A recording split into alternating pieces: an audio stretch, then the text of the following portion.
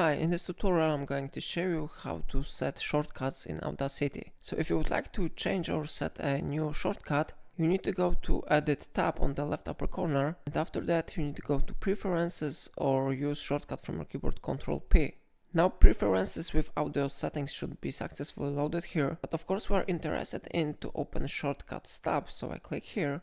And then you can see here 3 of all shortcuts available in Audacity. So for example, I would like to change this one shortcut to create a new project.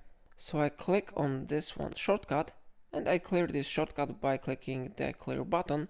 Now I need to click here on the empty field and I need to press here the shortcut that I want to set. For example, I will use combination of keys Shift P and then I click set button to create a new shortcut. How you see it has been successfully added to the list, and now we need to click OK button to save changes. After that we can go to File, and here you can see that the Shift P shortcut has been successfully added to interface. So now we can use shortcut Shift P to create a new project. How you see it has been successfully created, so the shortcut is working well. It's all for today. If I helped you to do it, remember to like this tutorial and subscribe my channel. Please let me know in comment if it solved your problem.